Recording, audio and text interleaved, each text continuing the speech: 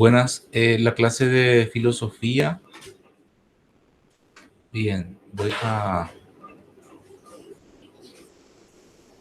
preparar un poquito. Está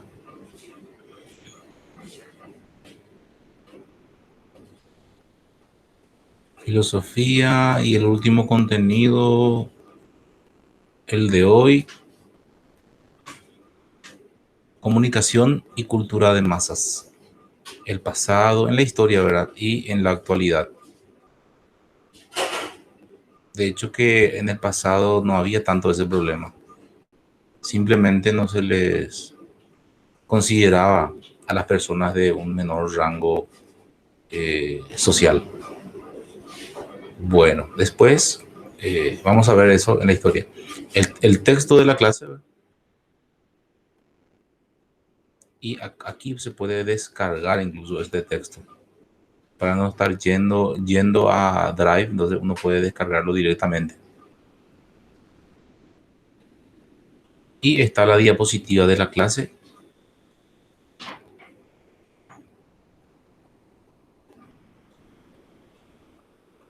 Bueno, estamos algo lentos.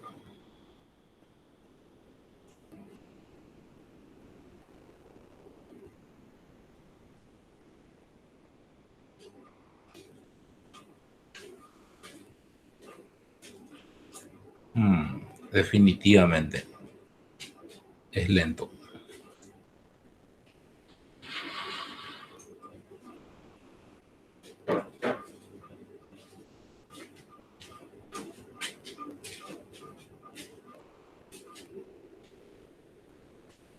Bueno, espero que haya mejorado.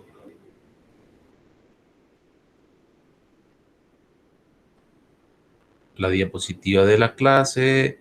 Aquí, esta es una imagen. Esta es una imagen, pero de igual forma, uno al hacer clic aquí ya accede a la diapositiva. Prezi. Está en Prezi. Bueno, es bien claro. No requiere tanto de comprender a profundidad o en profundidad el texto en sí. Bueno, vamos a esperar a que se calle esa olla. Bueno, creo que ya. Comunicación y cultura de masas, pasado y actualidad. Y ven un poquitito las distintas teorías que describen justamente esta realidad. Esta realidad de masas no es algo, es algo reciente, relativamente reciente, en el sentido de que, como yo decía recién, no se tenía en cuenta, no era un fenómeno de estudio o no se tenía en cuenta directamente esas realidades. Bien, por ejemplo, la realidad de los esclavos, ¿qué sentido? ¿Qué necesidad? Nada. Ni lo de los indigentes en la historia. Bueno, vemos aquí orígenes, dice masa, orígenes. La comunicación de masas o comunicación colectiva, porque la masa, por supuesto, que se ha estudiado a partir de la sociología, de su establecimiento como ciencia, a partir de Augusto Comte. Entonces, tenemos ese estudio. O la comunicación colectiva en sí, el diario, la prensa escrita, ¿verdad? La radio, la televisión. De hecho, que la radio y la televisión específicamente ya fueron creados en el ámbito de la sociedad de masas. Sin embargo, el diario o lo escrito, los libros, los textos, es anterior. Sabemos que es anterior. De hecho, que la historia de la humanidad nace con la escritura. Pero era para un grupo privilegiado, no para la masa. La masa, por supuesto, el vulgo, la gente común no accedía a la escritura o bien al aprendizaje de la escritura en general. Esto es muy reciente. La educación para todos, como se pregona, ¿verdad? Es reciente. Ya Juan Amos Komensky, el pedagogo, en su época ya pregonaba esto, la educación para la pansofia, decía él, pansofia, la educación para pan todo. Sofía, Sofía, sabiduría. El saber para todos y el conocimiento universal que toda persona tiene el derecho de aprender. Pero él lo pregonaba. Aún no se establecía en esa época. Esto es muy reciente, muy reciente. Bueno, dice, aparece como el fenómeno comunicativo socialmente, socioculturalmente relevante, más reciente de la historia de la cultura occidental, lo que mencionaba. Y de hecho que no todos todavía acceden a eso, no todos acceden. Incluso con el advenimiento de la web, de internet, de la red de redes, tampoco se asegura que todos tengan la información. Más o menos de cómo pretender, como el Ministerio de Educación hace, que porque se tiene un sistema, una plataforma bien fiable, ya todos van a acceder a eso. No, la realidad es otra. Dice, por ello y por su creciente incidencia en las formas de vida social, así como en la economía y la política de las sociedades desarrolladas. Su estudio se ha convertido en una cuestión sociológica de primer orden, por supuesto, como estaba mencionando. Aunque genéricamente la idea de masa acostumbra a vincularse con los fenómenos sociales a principios del siglo XX. El concepto comienza a perfilarse prácticamente desde principios del siglo XIX, ya se veía, 1800. Y supone, de hecho, que desde Nietzsche, ya Nietzsche muere en 1900 justamente, hasta Ortega y Gasset, José Ortega y Gasset, un filósofo español, que habla justamente en su obra La rebelión de las masas, de qué forma se van desarrollando, pues ese fenómeno, es un fenómeno muy, muy nuevo.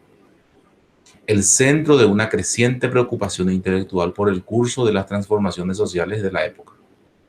Y hoy en día, por supuesto, en auge. Miren, estos filósofos, específicamente Ortega y Gasset, dice mucho que todavía no fue comprendido. Mucho de lo que él decía todavía no se puede comprender bien para poder trasladarlo en el ámbito real. Lo de Nietzsche también, ¿verdad? Pero es el que está más, o sea, él es el más leído, más comprendido incluso que Ortega y Gasset. Ella se preocupaba cuando hablaba del hombre débil, cuando hablaba del hombre enfermo, débil, que debe superarse, hablaba por supuesto de la humanidad, que la humanidad debe ser la protagonista. Bueno, seguimos. Transformaciones sociales. La consolidación de la economía como un fenómeno social de referencia, por supuesto, primeramente con las crisis terribles que ha sufrido la humanidad y lo sigue sufriendo. El trabajo y la producción adquieren pleno sentido como actividades sociales. La progresiva racionalización de la producción se extiende a la división de trabajo, que a su vez pasa a ocupar el lugar central de la actividad cotidiana del individuo. Mira, vos trabajás, procurás y podés tener una identidad, una posibilidad de acceder a todo lo que presenta o se presenta para la sociedad. Bueno, si lo quieres, o sea, hay libertad, tampoco se te va a imponer. La transformación de las relaciones de producción afecta no solo a las formas sociales, sino a los sujetos individuales, claro, en todo sentido. Y todo nos afecta de alguna u otra manera. Aunque yo me oponga a ciertos avances, de igual forma en, voy a caer, en cualquier momento caigo. Dice el paso del capitalismo industrial al capitalismo de consumo, por supuesto. El ocio, el ocio. El ocio era permitido solamente para cierta élite, no era para todos. Hoy en día también, por supuesto, no todos pueden acceder a ciertos espectáculos, por ejemplo. Y bueno, pero si uno procura, lo puede lograr. Si uno decide, o sea, si uno procura, trabaja, puede lograr todas sus metas. La reorientación de una economía de producción del capitalismo industrial hacia una economía financiera desde finales del siglo XIX converge así con las nuevas formas de vida urbana y con los nuevos rasgos del sujeto individual. División de trabajo, ocio. Miren que el ocio es un derecho humano, es un derecho humano hoy en día. La consolidación de la epistemología científica como actitud ante la vida. Como consecuencia de los éxitos científicos y tecnológicos aplicados a la producción y al control de los recursos naturales, la idea de conocimiento adquiere un rasgo sustancial de utilidad. Por supuesto, hay una conexión directa. La ciencia misma es utilitarista. O sea, el conocimiento científico a favor del hombre, a favor de su realización y, por supuesto, de acuerdo a sus intereses. El interés económico, por supuesto, en primera línea.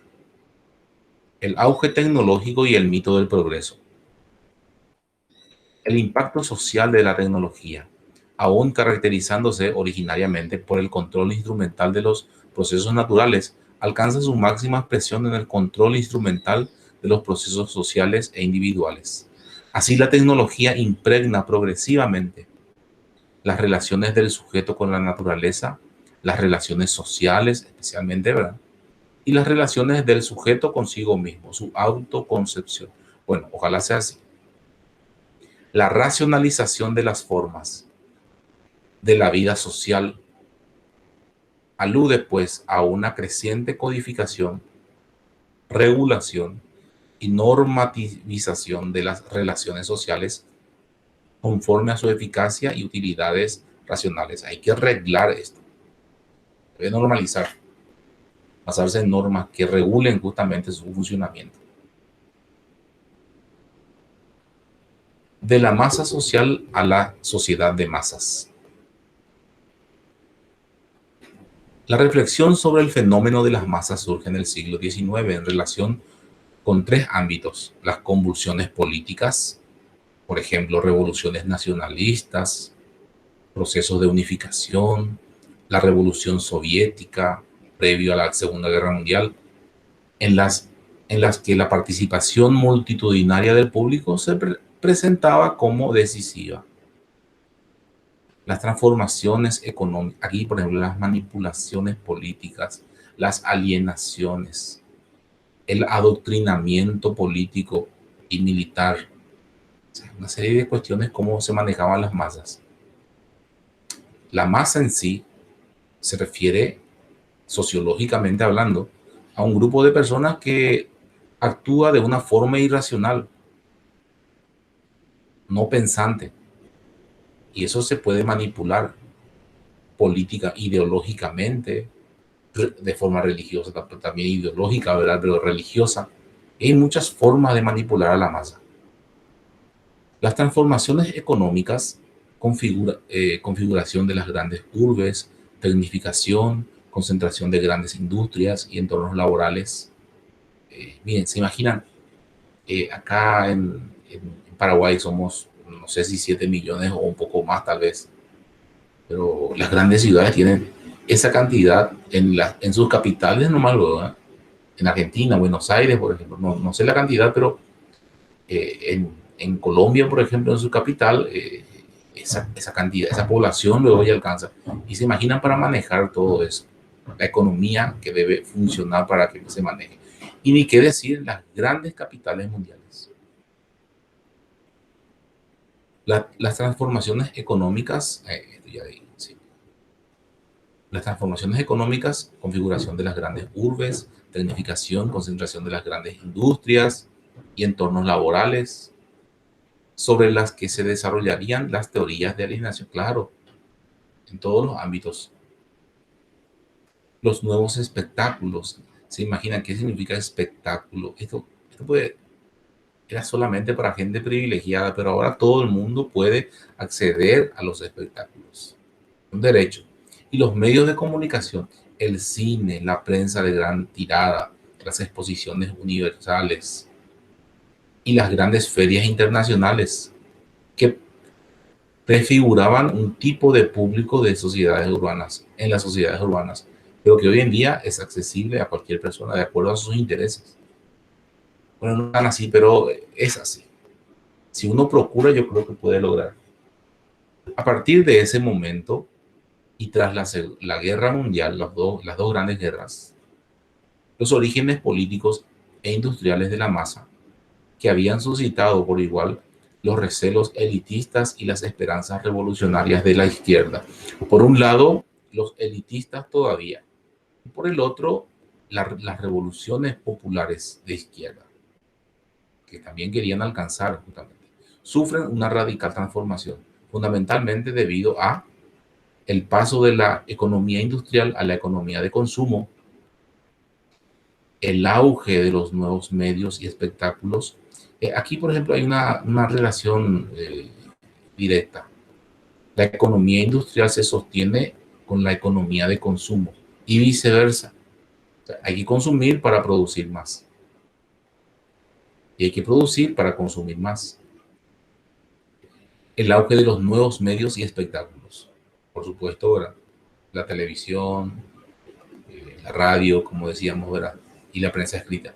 La experiencia traumática de la Segunda Guerra Mundial y la polarización de la Guerra Fría también. Esto ha determinado que ya ha sucumbido también la Guerra Fría, pero que ha dejado secuelas. La masa deja de verse como un posible enemigo al orden establecido, claro, hay que saber configurar eso. Y se concibe como un efecto perverso de ese orden, de ese mismo orden, claro. Ya sea este caracterizado por su naturaleza económica, capitalismo de consumo, se requiere una masa que consuma. Tecnológica, la mecanización de la vida social en las grandes urbes, o social, también cayendo en el narcisismo, nihilismo, hedonismo, o sea, con todas sus virtudes y sus vicios. Cultura de masas, esa es justamente la masa que estábamos diciendo. La cultura de élite o alta cultura supuesta, ¿verdad? De hecho que la cultura no significa eso. La cultura popular o cultura baja, dice, nace así la cultura de masas como un proceso de absorción y transformación de la cultura de élite y de la cultura popular en las condiciones económicas y sociales de la sociedad de masas. El factor decisivo de esta transformación es que en la cultura de masas se unifican lo cultural, lo técnico-industrial y lo económico, todo en uno. Con la cultura de masas nace el consumo de cultura, y la industria cultural, todo, el cine, el teatro, eh, los festivales de música. Esta economización, junto con la estandarización consecuente de la esfera cultural, será fuente de frecuentes críticas. La economización de la cultura en la sociedad de masas propicia además una politización de la cultura. Claro, la política está en todo. Y si conviene, adelante. En la sociedad de masas, la cultura pasa a ser un valor de identidad social y un aspecto importante de la vida social, al tiempo que parte de una industria cada vez más importante, de modo que el Estado comienza a intervenir en la cultura en términos de garantía, subvenciones, fundaciones, políticas de desarrollo cultural y de control. La función de los medios de comunicación en este contexto es doble, como productores, como difusores de cultura de masas. Entonces, ellos producen y ellos difunden entonces la cultura. Y por supuesto que también en alguna medida apoyado por el Estado. Seguramente en nuestro país no es el caso. En cuanto a subvencionar, por ejemplo, no sé, películas. De hecho que se da, pero no de forma oficial por ley, ¿verdad? No. Pero en otros países apocalípticos e integrados están los que sostienen de que esto va a terminar mal en algún momento y los que tienen una fe. Dice, se considera apocalípticos, se consideran las nuevas formas culturales que suponen el fin de la cultura entendida en los términos del humanismo clásico y plantean una visión negativa de la cultura de masas. Un caos, un anarquismo. Integrados serían aquellos autores que consideran la cultura de masas como un nuevo ámbito de expresión que no tiene por qué destruir los anteriores, sino que pueden enriquecerlos y en consecuencia plantear una visión positiva de la cultura de masas. Sujetos sociales de la cultura de masas. Estas son las características, podemos decir. Nihilismo, la falta de creencia en algo, o en sí mismo, o en un ser supremo. La humanidad se va volviendo atea. El hedonismo, y con eso no decimos que sea bueno o malo. Hedonismo, el placer por el mero placer. El narcisismo, la formalización, la pasividad también, el aislamiento, la pérdida de autenticidad con la globalización, por ejemplo. La fusión realidad-ficción también. Queremos vivir como en una película, ¿verdad? La hipervisibilidad de todo, todo se ve, todo se muestra, nada se oculta. Bueno, dice el papel de los medios en la cultura de masas. El producto institucional emblemático de la cultura de masas, dice, los medios de comunicación tal y como los conocemos no serían posibles de otro contexto, en otro contexto cultural que no fuera a la cultura de masas. Hoy en día es tan evidente la conexión entre el medio de comunicación o los medios de comunicación con las personas, que ya se participa sin ningún problema. Uno ya interactúa normalmente con los usuarios. En este sentido, los medios de comunicación son un resultado de la dinámica propia de la cultura de masas que, además, condensa los caracteres típicos que la definen. Los medios de comunicación constituyen el principal crisol de mezcla entre lo económico, lo tecnológico, lo práctico y lo cultural.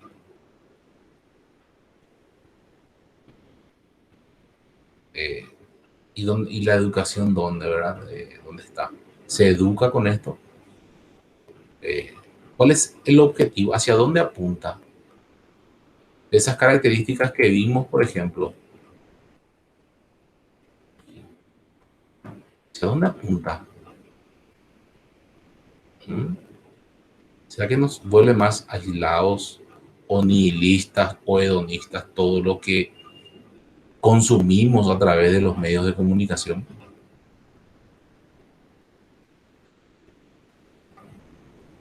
Dice, en este sentido, los medios de comunicación son un resultado de la dinámica propia de la cultura de masas, que además condensa los caracteres típicos que definen justamente los medios de comunicación, constituyen el principal crisol de mezcla entre lo económico. ¿Por qué se hace un programa de televisión? ¿Para qué? ¿Cuál es el objetivo? ¿Qué es un programa de televisión? Suponiendo, ¿verdad? El famoso bailando. ¿Cuál es su objetivo? Porque unas personas tienen que estar bailando. Es divertir, es entretener, ganar, perder. ¿Cuál es su objetivo?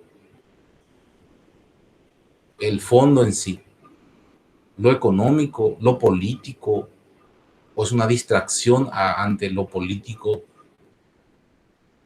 Y bueno, lo práctico y lo cultural. Mira, esto se mezcla. Hay un trasfondo económico a todo. Yo mencionaba un ejemplo nada más, cualquier programa puede ser. De hecho que las películas eh, o las series tienen un trasfondo interesante, cultural, educativo, pero de hecho que se impregnan ideologías, se impregnan los derechos humanos, por ejemplo. En la serie creo que se les obliga más o menos a las series o películas que haya una parte de, no sé, defensa de los derechos de la mujer o de la raza, o de la etnia, que tienen que tener cabida en esas películas. O en cuanto a las orientaciones sexuales, por ejemplo, atacando la homofobia, discriminando la homofobia, o por el contrario, no sé, me hace recordar la película Secretos de la Montaña. ¿Quiénes eran estos? Eran, bueno, en realidad yo no he visto la película, famoso, ¿verdad? Nadie admite, pero eran unos vaqueros, le decimos vaqueros, ¿verdad? Eran personas que, o sea, varones que eran muy varoniles, por decir. No sé si se dice más hoy en día varonil o es algo ofensivo, que el varón tiene que ser varonil, no sé. O decir varón ya queda mal, pero siendo bien varoniles, ellos tenían unas tendencias, ¿verdad? Un poco extrañas. Y, y bueno, eso fue todo algo extraordinario. Bueno, pero de que hoy en día en la serie uno lo ve con total normalidad. Esta serie Modern Family, por ejemplo, en donde es una serie un poco vieja ya, en donde hay parejas en que se casan y que tienen que adoptan hijos o hijas. Y bueno, eso es lo que estamos, esa es la ideología que estamos inculcando. Yo no, con esto no estoy diciendo de que sea malo o bueno, pero eso es lo que vemos. Eso es lo que vemos. Bueno, o los que no vemos, ¿verdad? No sé, o lo que no vemos. Dice, la condición de posibilidad y principal motor de la cultura de masas. Por esta razón, la cuestión de la globalización no es tan solo una cuestión económica, sino profundamente sociocultural, debido a lo que se asocia con frecuencia a los medios con la dinámica de homogeneización cultural. Miren esta palabra, homogeneización cultural. Como que vamos igualando todas las culturas, característica de las sociedades desarrolladas contemporáneas. Una ciudad cosmopolita, por ejemplo, ¿verdad? Donde hay de todas las culturas. De hecho, que nuestro país tampoco está alejada de esta realidad, ¿verdad? Uno en la ciudad capital, por ejemplo, ve de todo, salvo en el interior, que muchas veces nada, todavía, por el momento. Perspectiva cognitiva es la conexión entre medios de comunicación, sociedad y cultura, planteándose como principio general que a través de su producción informática, en primer lugar, y de su producción de entretenimiento, en segundo lugar, informativa, o sea, conocimiento. Los medios proporcionan importantes recursos a los sujetos sociales a la hora de configurar una idea general del mundo social. Sí. Comunicación de masas. La masificación de los medios. Como decía yo hace rato, no todos los medios eran masificados antiguamente. Esto es muy reciente. No todos los medios de comunicación surgen originariamente como medios de masas. A diferencia de la radio y la televisión, como ya mencioné, que nacen diseñados para la difusión masiva, directamente. En caso de la prensa y en cierta medida también de Internet y las nuevas tecnologías, nos presenta una trayectoria de masificación progresiva. Y pareciera ser que Internet, ¿verdad?, es para todos. De hecho que es para todos, pero los que puedan acceder. Y no todos pueden acceder. No todos pueden acceder. Más en nuestro país. Los factores que determinan la masificación de la prensa como fenómeno comunicativo son, de forma resumida, el desarrollo tecnológico, la evolución de la dinámica social, democracia participativa y economía de consumo, la configuración de la información y los contenidos como producto de mercado, con la consiguiente competencia por la captación de audiencias y el alejamiento del modelo del servicio público.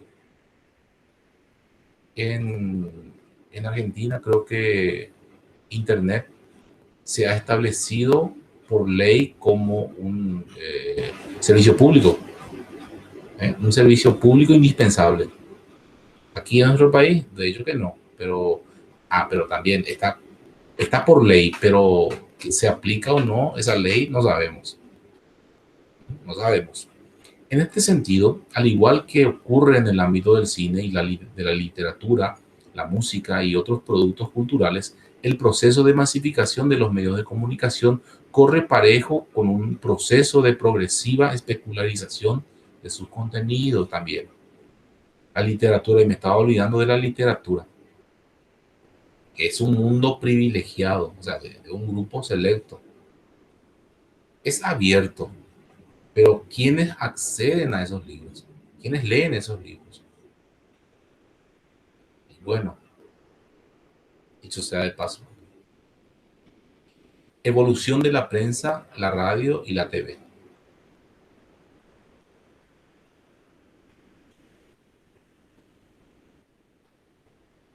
Respecto a los medios de comunicación en general, la progresiva evolución de la información y la divulgación al espectador, perdón, al espectáculo, se traduce en una inversión de su lugar en el espacio sociocultural. Pasamos de un contexto en el que los medios de comunicación representan la vida social a otro nivel, a otro en el que la vida social representa la realidad de los medios. Claro. La comunicación colectiva en la cultura de masas. La dinámica evolutiva de la cultura de masas y de la economía ha planteado importantes transformaciones, aún en desarrollo. La progresiva transformación de los medios de masas, de instituciones estatales a medio camino entre el control y el servicio público, e instituciones privadas en estricta dependencia de sus beneficios. Claro. Y consecuentemente, del número y conocimiento de las audiencias. Miren, casi todos los países tienen sus medios propios, o sea, públicos. Nuestro país no es la excepción. La radio ya antiguamente, pero la televisión es nueva. ¿Quién ve esto y qué contenidos se publican ahí? Se emiten ahí. Implica los desarrollos tecnológicos de el abaratamiento y mejora de las condiciones de producción y difusión de los contenidos y del conocimiento control de las audiencias y el consiguiente incremento de la competencia. ¿Será que es una competencia ese canal del Estado o los canales del Estado, porque son varios? ¿Son competencia? ¿Quiénes lo ven?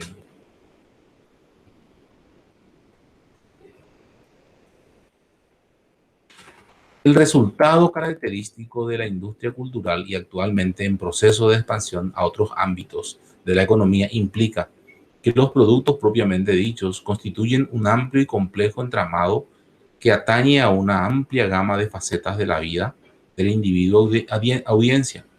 Un mismo producto se desglosa en multiplicidad de productos susceptibles de ser utilizados y consumidos en una amplia gama de situaciones posibles en la vida cotidiana del individuo. Que el medio deviene producto de su propia actividad, las instituciones de la industria cultural son las primeras en asumir la comercialización de su imagen, sus valores como institución, su sello y su modo de ver el mundo social, la realidad. Que el principal producto de los medios de comunicación como de las otras instituciones de la industria cultural es la imagen, la identidad del cliente, esto es su público, que se va identificando con ellos. Oh,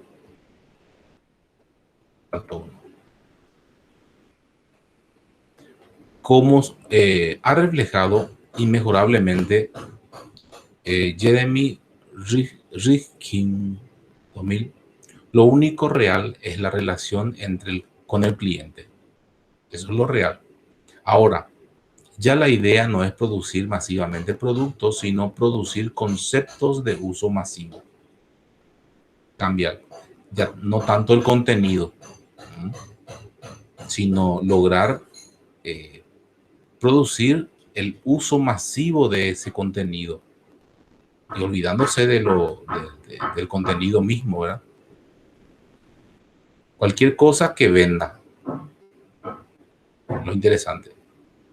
Y hoy en día lo que se vende más seguramente es lo, no sé, la farándula tal vez, los chismes, no sé. No interesa ya el contenido, sino que sea consumido ese contenido. No tienes que pretender vender un único producto a tantos clientes como sea posible. Por el contrario, tienes que intentar venderle a un único cliente tantos productos como sea posible. También desde ese punto de vista, durante un largo periodo de tiempo y con productos de diferentes líneas o ámbitos, también en ese sentido. Por ejemplo, las telefonías. Bien, o los medios, la prensa escrita también incluso, ¿verdad? Venden sus productos. Muchas veces uno compra el diario porque trae otro producto con él, ¿verdad? Y, bueno, los suplementos y compañía. Muchas veces uno hace compra más por el diario y no tanto por irse a comprar un producto. No sé. Ok, tener una idea de la comunicación y la cultura de masas. Bien,